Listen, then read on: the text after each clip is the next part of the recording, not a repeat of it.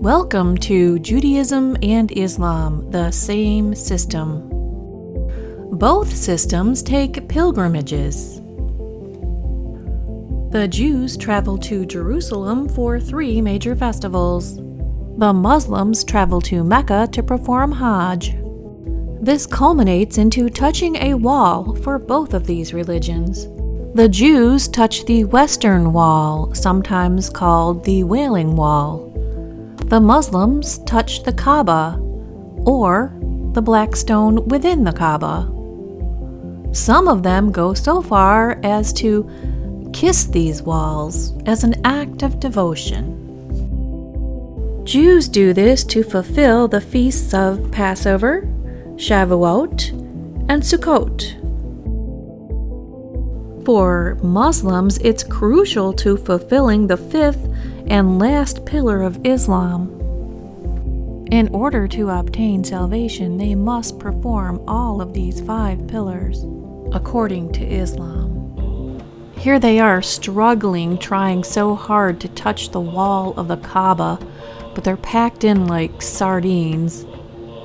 Do you know that there have been crushing and suffocation deaths due to this? This just isn't even safe. This one man is taking another man's piece of clothing and touching it to the stone wall for him. It's a ritual where they think it's like a holy rite of passage to touch a stone. It's made of stone, and in the corner of it is what they call the black stone, which was a meteorite that fell from the sky that they think is holy, and they revere this stone. Equally disturbing is what the Jews do at the Western Wall. In the practice known as davening, the Jews copulate with the feminine aspect of God while praying. Hasidic literature teaches that one of the reasons given for Hasidim swaying in prayer is based on the analogy of the movement that occurs in the act of lovemaking. Prayer is like making love to Shekinah. The Baal Shem Tov is purported to have taught prayer is coupling with Shekinah. The blog on my website contains more information and documentation about this. Do you know what this reminds me of? The book of Ephesians says that Jesus tore down that wall of separation between God and man. Here, let me play the verse for you. But at that time you were without Christ, being aliens from the commonwealth of Israel, and strangers from the covenants of promise, having no hope and without God in the world. But now in Christ Jesus, you who once were far off have been brought near by the blood of Christ. For he himself is our peace, who has made both one, and has broken down the middle wall of separation, having abolished in his flesh the enmity, that is, the law of commandments contained in ordinances, so as to create in himself one new man from the two, thus making peace, and that he might reconcile them both to God in one body through the cross. But because both these religions rejected Jesus Christ's atoning sacrifice on the cross, there remains a dividing wall. Angels watched in agony as your blood poured out for me from your hands and from your feet. Flood crimson drops of mercy. Your drops of mercy still fall like rain. They wash me holy, forever changed. Your drops of mercy still fall like rain. Another thing that they have in common is doing things 3 times, like prayer. Of course, the Muslims had to outdo the Jews, so they changed it to 5 times, but the Quran says 3. They also wash in successions of 3 times. Now look at these bathroom rituals and tell me if you see anything in common. The Bible says in Matthew chapter 23, "Woe to you, teachers of the law and Pharisees, you hypocrites! You clean the outside of the cup and dish, but inside they are full of greed and self-indulgence. Blind Pharisee! First clean the inside of the cup and dish, and then the outside also will be clean." And we are preparing ourselves for that holiness. A special cup with 2 handles, called a kvot, is used to wash the hands. Before we eat a meal of bread, we wash our hands in a special way. This is called netilat yadayim. The kvot containing the water is passed to the left hand, and then water is poured 3 times on the right hand. Then the cup is passed to the right hand, and water poured 3 times onto the left hand. The water should cover the entire hand up to the wrist. It is customary to hold the cup with a towel when pouring on the left hand. A little water should remain on the left hand to be rubbed over both hands while reciting the blessing. Then the hands are dried. One should not talk until the blessing Hamotzi has been recited over the bread. The hands must be washed first from the tips of the fingers to the wrist, and this is done 3 times from the right hand,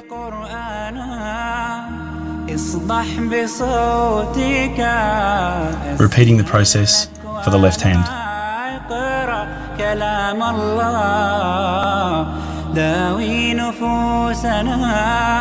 Then wash your mouth and nose with your right hand, ensuring water enters both your mouth and your nose, and then clean your nose with your left hand. Repeat the process 3 times. Judaism's wonderful prayer for using the restroom. It's a prayer that traditionally observant Jews recite every morning, but what makes it unique is that it is also recited every time one uses the restroom. Let's read through it. Blessed are you, Lord our God, King of the universe, who formed humanity with wisdom and created within us tubes and passageways. It is obvious and known in the presence of your glorious throne that if one of them were to open up, or if one of them were to close down, it would be impossible to exist and stand in your presence. Blessed are you, Lord, who heals all flesh and performs wonders. In this video, we will guide you on the etiquette of using toilet and how to purify yourself after using the toilet according to the Islamic perspective and the prophetic tradition.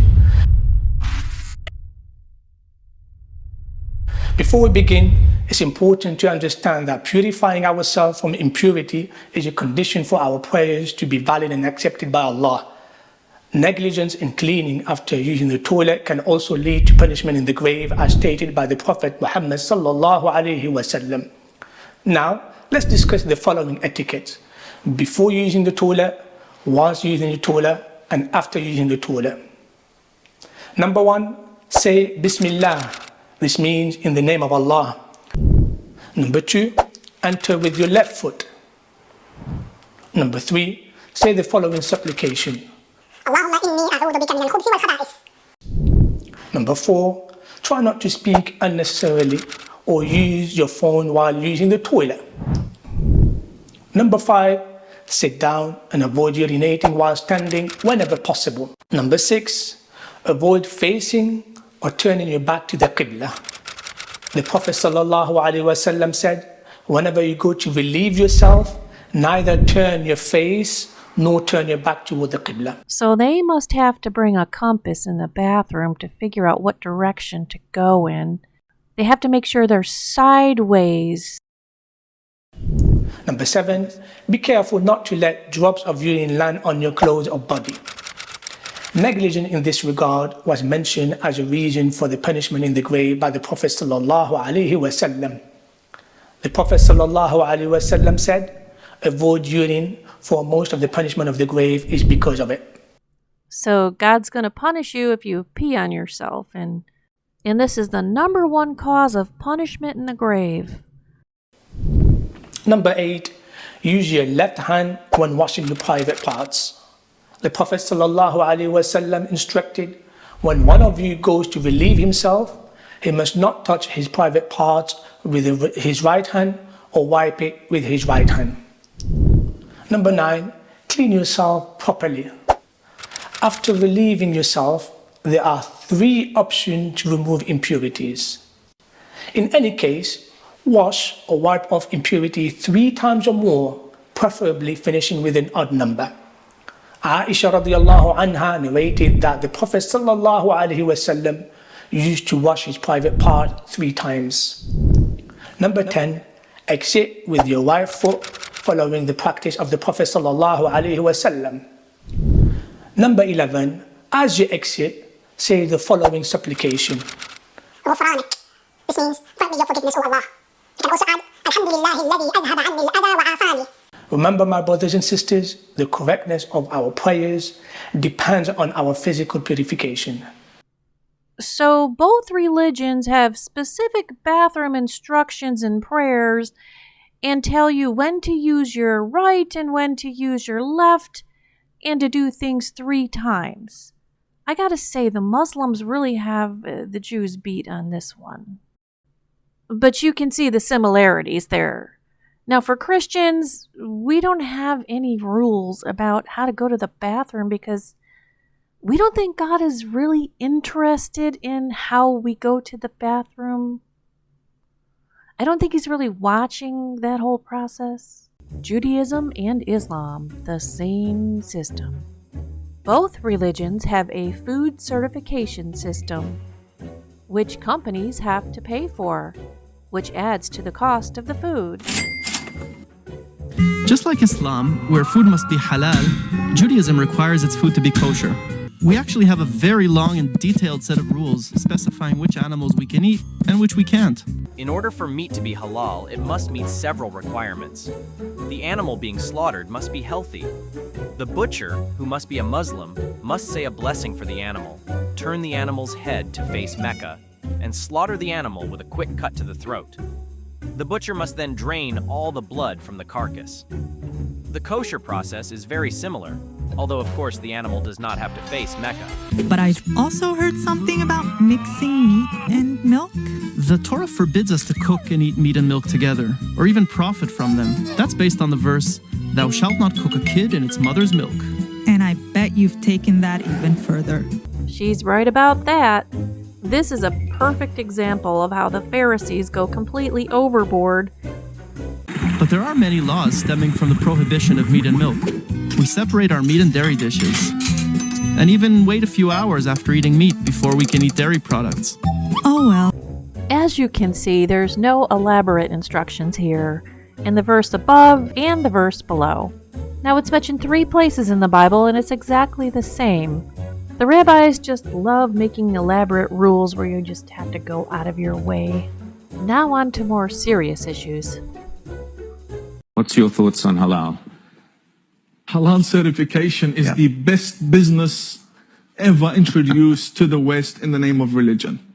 And religion is the best platform for anyone to make money. When I first received my Islamic turban, when I was crowned by my grand Ayatollah, in front of the hundreds of people, he whispered in my ear, he said, religion is like water.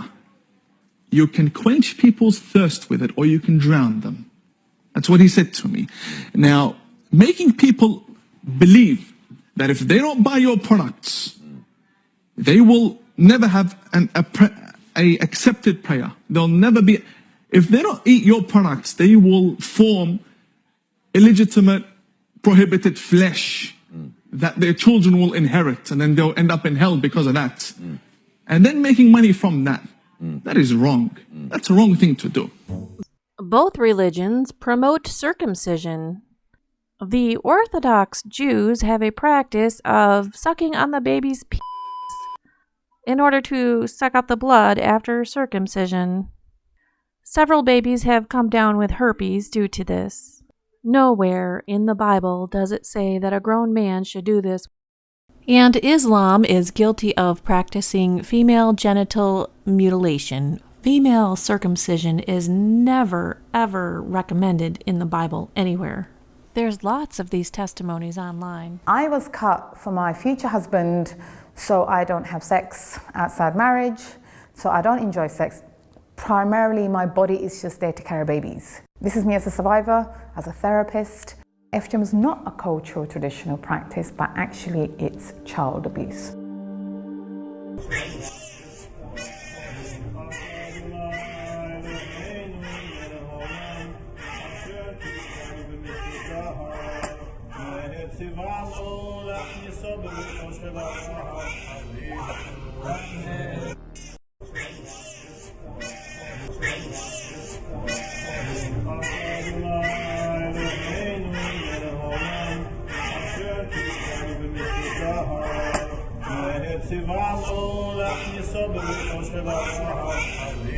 In contrast to this, Christians have the circumcision of the heart, which is, of course, symbolic in nature.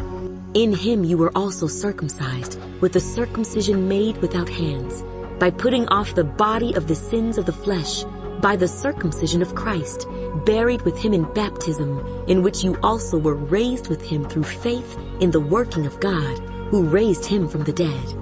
And you, being dead in your trespasses and the uncircumcision of your flesh, he has made alive together with him, having forgiven you all trespasses, having wiped out the handwriting of requirements that was against us, which was contrary to us. And he has taken it out of the way, having nailed it to the cross. Having disarmed principalities and powers, he made a public spectacle of them, triumphing over them in it.